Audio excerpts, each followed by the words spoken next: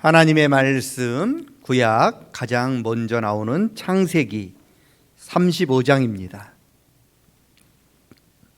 구약 창세기 35장 1절에서부터 15절까지 한 절씩 교독하겠습니다. 창세기 35장 1절에서 15절 제가 먼저 받들어 읽겠습니다. 하나님이 야곱에게 이르시되 일어나 베델로 올라가서 거기 거주하며 내가 내 형 에서의 낯을 피하여 도망하던 때에 내게 나타났던 하나님께 거기서 제단을 쌓으라 하신지라.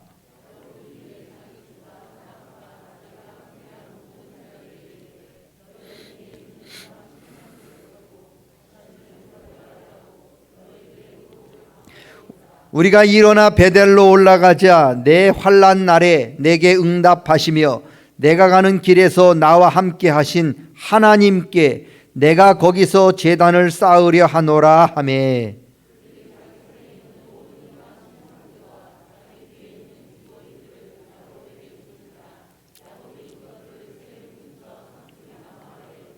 그들이 떠났으나 하나님이 그 사면 고을들로 크게 두려워하게 하셨으므로 야곱의 아들들을 추격하는 자가 없었더라.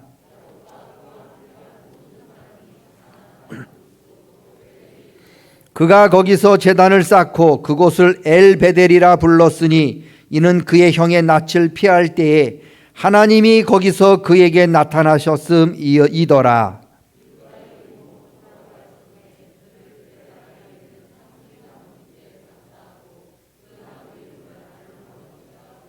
야곱이 밧단 아람에서 돌아오매 하나님이 다시 야곱에게 나타나사 그에게 복을 주시고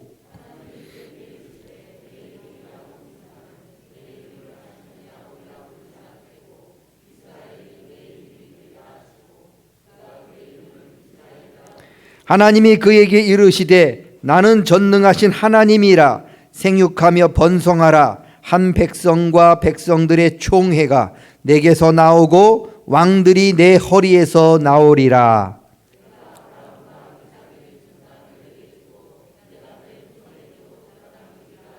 하나님이 그와 말씀하시던 곳에서 그를 떠나 올라가시는지라.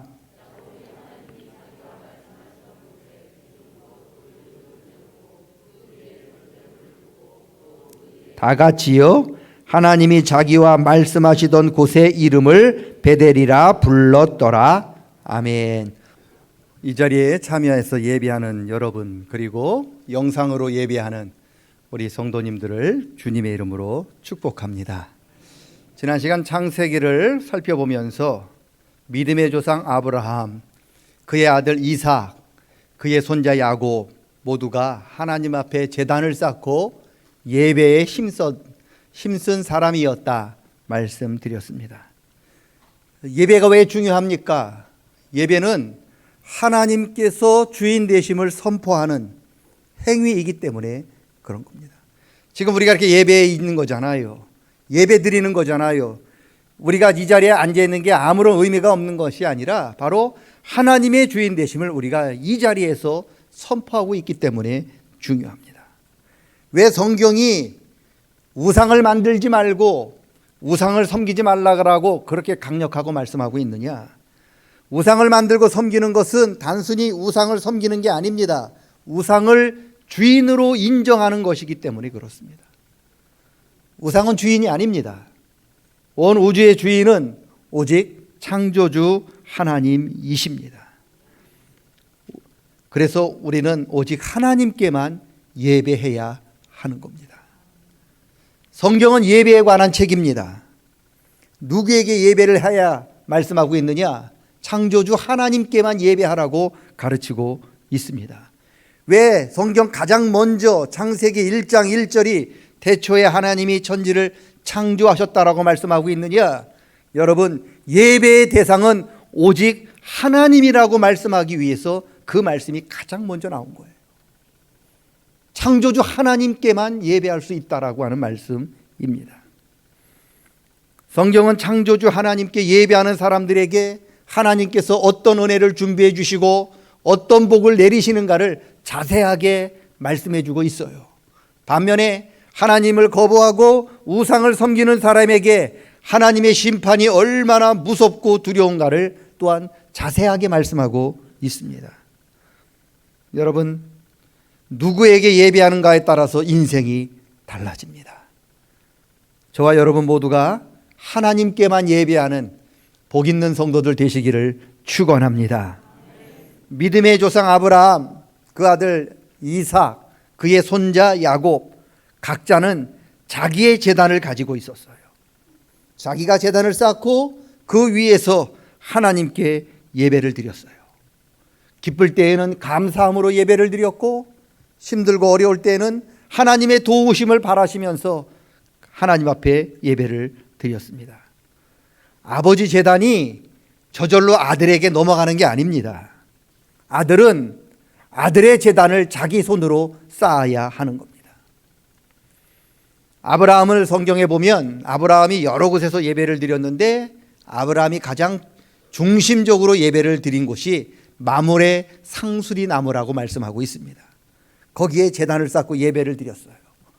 그럴 때 하나님께서 찾아오셔서 너에게 아들이 있을 것이라고 하는 말씀도 들었고요.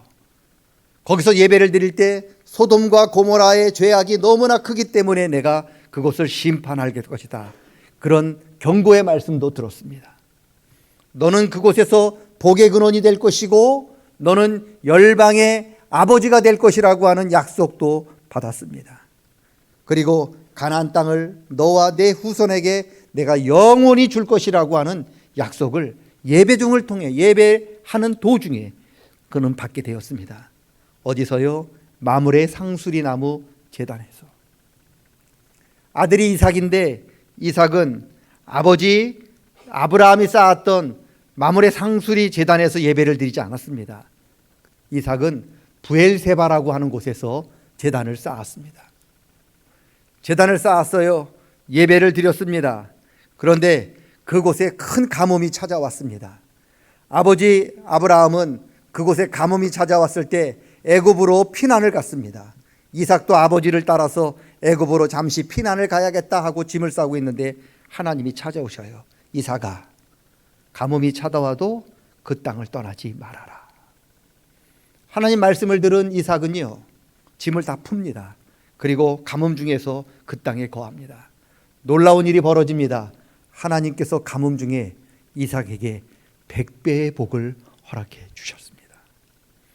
하나님의 이 은혜로 이삭이 크게 형통하는 것을 바라본 주위에 있는 이방인 블레셋 사람들이 이삭을 시기하고 질투를 해요. 그래서 어떤 일을 벌이느냐, 이삭이 땀 흘리면서 우물을 팠더니 블레셋 사람들이 쳐들어와 흙으로 그 우물을 메워버리는 거예요. 이삭이 다투지를 않아요. 또 그래? 그럼 다른 곳에서 파지. 다른 곳에 가서 또 열심히 우물을 팝니다. 물이 나오니까 블레셋 사람이 또 쫓아와요. 그리고 흙으로 그 우물을 또 덮어버립니다.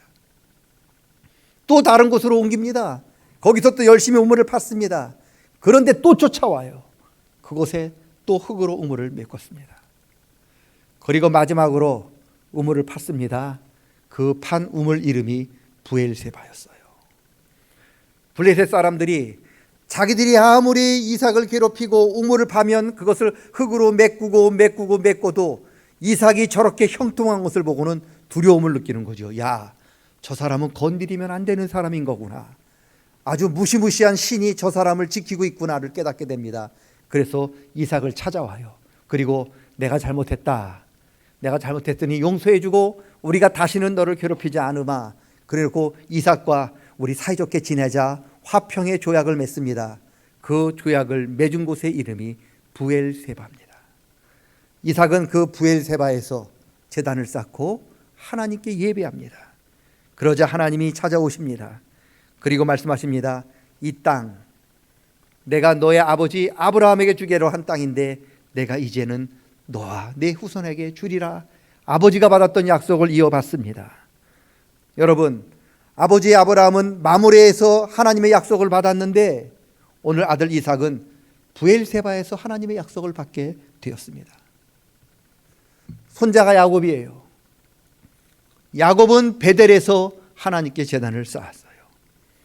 아시다시피 쌍둥이잖아요. 쌍둥이 형 에서가 갖고 있는 그 장자권의 축복, 결국 야곱이 아버지를 속여서 빼앗습니다. 자기의 축복권을 빼앗긴 에서가 화가 나서 야곱을 죽이려고 마음에 작정을 합니다. 그것을 어머니 리브가가 알고 이렇게 돼가지고는 가족이 큰일 나겠다 생각을 해서 야곱을 할 수 없이 자기의 오빠 야곱의 삼촌 라반의 집으로 피난을 보내게 됩니다. 가족 품에서, 부모님 품에서 편안하게 생활했던 그가 난생 처음으로 길고 험하고 거친 길을 떠나게 되었습니다. 즐거운 마음으로 여행 가는 게 아닙니다.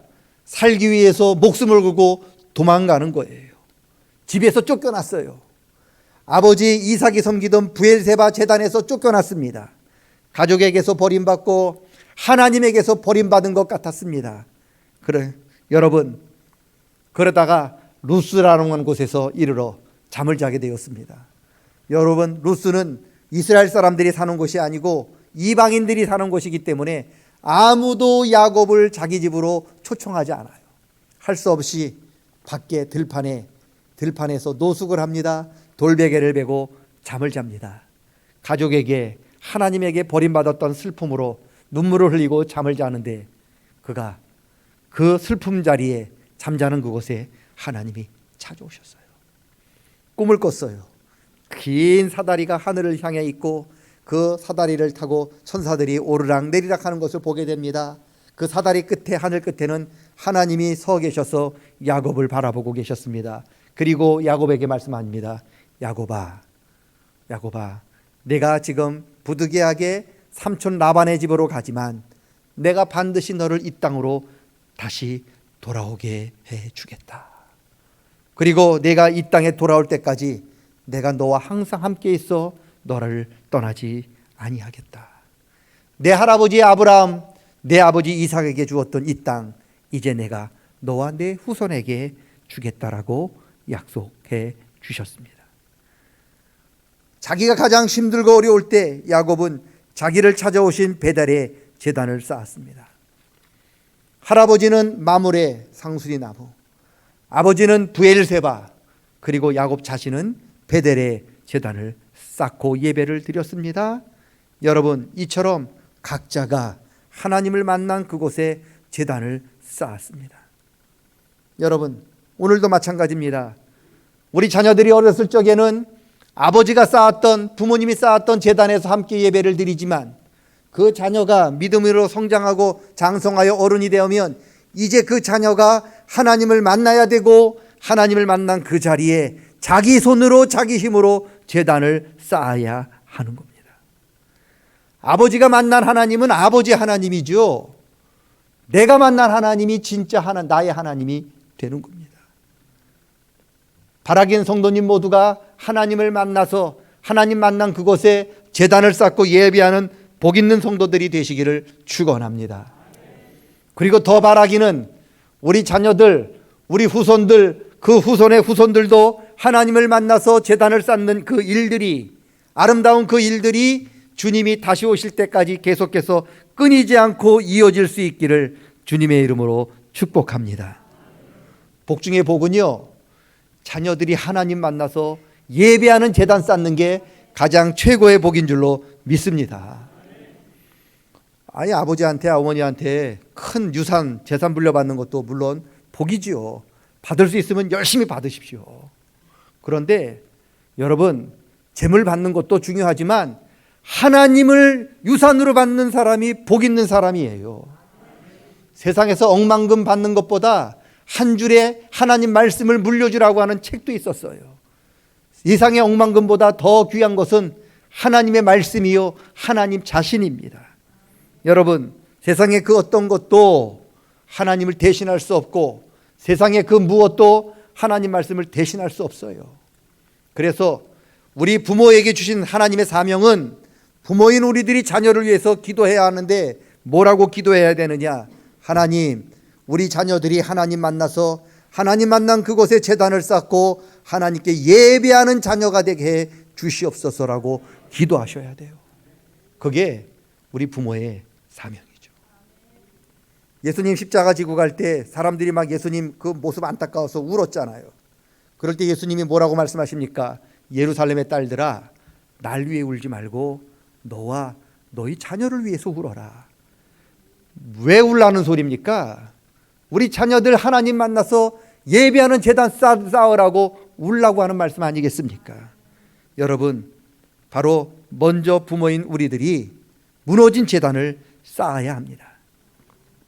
갈멜산에서 엘리야가 바알 숭배자 850명과 대결을 합니다. 무슨 대결입니까? 제단을 쌓고 제물 드려서 불로 응답하는 그 신이 살아계신 참 신임을 증명하는 대결입니다. 바알 선지자들이 먼저 시작하죠. 850명이 밤새도록 춤추고 안 되니까 칼로 몸을 긋고 피 흘려도 아무런 소용이 없었어요. 엘리야 차례가 되었습니다. 엘리야가 딱 서보니까 그 갈멜산 산지에 예전에 쌓여있던 하나님의 제단이 무너져 있는 것을 본 거예요. 무너진 제단을 보았어요. 제단이 무너졌다는 게 무슨 뜻입니까? 영적인 상태가 무너졌다는 거잖아요. 이스라엘 백성들이 하나님 선민, 특별히 선택받은 백성인데, 저와 여러분이 하나님 앞에 특별히 선택받은 백성인데 왜 선택받았습니까? 하나님만 섬기고 하나님께 예배하는 사람으로 살라고 선택받은 거잖아요. 그런데 예배하는 우리가 하나님을 섬겨야 하는 그 제단이 무너졌다는 거예요. 이게 무슨 뜻입니까? 더 이상 예배가 드려지지 않았다는 거잖아요. 엘리야는 그 무너진 제단을 다시 세웁니다. 그리고 제물을 그 제단 위에 세우고 간절히 기도할 때 하늘에서 불이 내려서 하나님이 살아계심을 보여주게 되었습니다. 여러분, 제단이 회복이 되면 하나님의 능력이 나타나게 됩니다. 가끔 목사를 찾아와서 성도들이 상담을 해요. 목사님, 왜 내 삶은 이렇게 힘이 없고 내 삶은 이렇게 무능하고 내 삶은 왜 이렇게 나약한가요? 답을 알려드리겠습니다. 제단이 무너져서 그런 거잖아요. 무너진 제단으로는 하나님의 능력이 나타나지 않습니다. 무너진 제단을 바로 세울 때, 제단이 온전히 세워졌을 때 불로서 하나님이 역사하셨습니다. 여러분, 저와 여러분이 우리의 제단을, 무너진 제단을 다시 세우면 하나님이 반드시 살아계심으로 우리에게 역사해 주실 줄로 믿습니다. 그래서 부모인 우리가 먼저 무너진 제단을 세우셔야 합니다. 그러면 자녀들이 우리가 세운 그 제단을 통하여 역사하시는 하나님의 은혜를 체험하게 될 것입니다. 제단 세우는 게 쉽지 않아요. 굉장히 힘듭니다. 무너진 제단 세우는 게 쉽습니까? 믿지 않는 집 가서 시집 가가지고 그 집 예수 믿게 하는 게 쉽습니까? 안 쉽지 않아요. 죽고 싶지 않아요. 그만큼 힘들잖아요. 여러분, 힘들더라도 울더라도 씨를 뿌리는 사람은 반드시 추수하게 되는 것처럼, 힘들더라도 울고 싶더라도 무너진 제단 하나하나 돌쌓는 사람, 반드시 하나님 살아계심을, 역사하심을 체험하게 될 줄로 믿습니다. 울면 되는 게 아닙니다. 울기만 하고 슬퍼하면 되는 게 아닙니다. 울면서라도 제단을 쌓으셔야 하는 거예요. 여러분, 금년 한 해가 저와 여러분의 삶 가운데 무너진 제단을 다시 세울 수 있는 복 있는 한 해가 될 수 있기를 축원합니다. 왜 제단을 세워야 하느냐? 여러분, 제단을 쌓고 하나님께 예배하면은요, 이름이 바뀌어요. 루스였어요.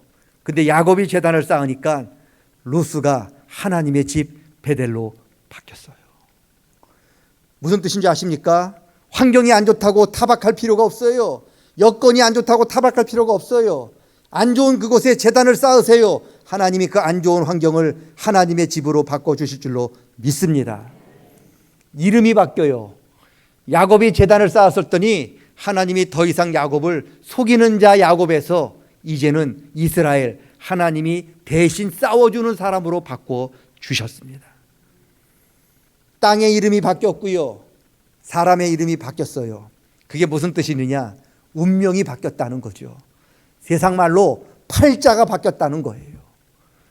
점쟁이가 우리의 삶을 바꿔주는 게 아니고요, 무당이랑 도사가 우리의 인생을 바꾸는 게 아닙니다. 우리의 인생을 바꿀 수 있는 분은 오직 창조주 하나님밖에 없습니다. 그 하나님 앞에 제단을 쌓고 예배하면 하나님이 우리의 환경을 바꿔주시고 우리의 운명을 바꿔주시고 우리의 인생을 바꿔주시고 세상 말로 우리의 팔자를 바꿔주실 줄로 믿습니다. 여러분, 제단을 쌓고 하나님께 예배하는 것, 우리의 인생을 바꾸는 겁니다. 그래서 내 인생이 바뀌고 싶습니다. 하나님, 내 운명이 바뀌고 싶습니다. 내 안 좋은 환경과 여건을 바꾸고 싶습니다. 어떻게 하면 되느냐? 창조주 하나님께 제단을 쌓으시면 돼요. 그러면 하나님이 루스를 베델로, 야곱을 이스라엘로, 아브람을 아브라함으로, 사례를 사라로 바꿔주신 그 하나님, 오늘 살아서 역사하십니다. 여러분 쌓은 제단에서 여러분의 이름을, 여러분의 인생을, 여러분의 가정을, 여러분의 팔자를 바꿔주실 줄로 믿습니다. 그게 예배예요. 어떻게 이런 일이 가능하느냐? 예배가 뭐라고요? 하나님이 주인 되심을 선포하는 거잖아요. 가정에서 예배하면 그 가정이 하나님이 주인이 되는 거죠. 주인이신 하나님이 바꿔주시는 거예요. 내가 주인 되면 바꿀 능력이 없지만 하나님으로 주인으로 인정하면 하나님이 바꾸셔요. 내 운명 내가 바꿀 수 없어요. 내일 일 누가 알습니까? 내년일 무슨 일이 벌어지자 우리가 어떻게 합니까? 그런데 내가 하나님께 예배함으로 내 인생의 주인이 내가 아니라 하나님을 고백하면 전지전능한 하나님께서 내 인생을 바꿔 주신다는 거예요. 우리가 믿는 하나님은 전지전능하신 그 하나님이십니다. 창조주 하나님이십니다. 예배가 그래서 우리 인간이 할 수 있는 최고의 방법이에요. 다 했는데 예배만 안 했다. 제일 중요한 거 안 한 거예요. 여러분, 예배 먼저 하셔야 돼요. 그게 우리가 할 수 있는 최고의 방법이지요. 예배는 하나님을 움직이는 힘이거든요. 바라기는 예배를 통해서 저와 여러분 모두가 살아계신 하나님의 놀라운 은혜를 체험하는 금년 한 해, 아니 우리 인생이 될 수 있기를 주님의 이름으로 간절히 축원합니다. 예배 가장 중요합니다. 메가다 장군인가 제가 참 기억이 지금 안 나는데 그분이 이런 말을 했어요. 전쟁에 진 병사는 용서할 수 있는데 경계 근무에 실패한 병사는 용서할 수 없대요. 저는 그렇게 말씀하고 싶어요. 세상에서 실패한 사람은 하나님께 용서받을 수 있는데 예배에 실패한 사람은 용서받기 힘듭니다. 우리는 반드시 예배에 성공하는 사람이 되셔야 합니다. 예배가 아까도 다시 말씀드립니다. 내가 할 수 있는 최고의 헌신이요, 내가 하나님께 드릴 수 있는 최고의 은혜입니다. 예배를 통해서 하나님을 만나는, 하나님의 은혜를 체험하는 우리 모두가 되시기를 주님의 이름으로 간절히 축원합니다. 하나님 아버지,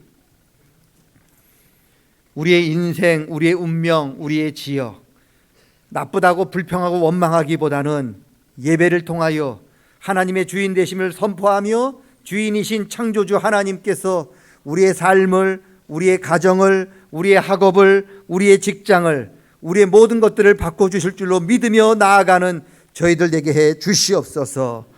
하나님, 예배를 통하여 하나님의 살아계심을 체험하는 저희들 되게 도와주시옵소서. 우리가 하나님께 드릴 수 있는 최고의 방법은 예배입니다. 예배의 실패자가 아니는, 예배에 반드시 성공하는 저희들 되게 도와 주시옵소서. 감사를 드리며 예수님의 이름 받들어 기도드리옵나이다. 아멘.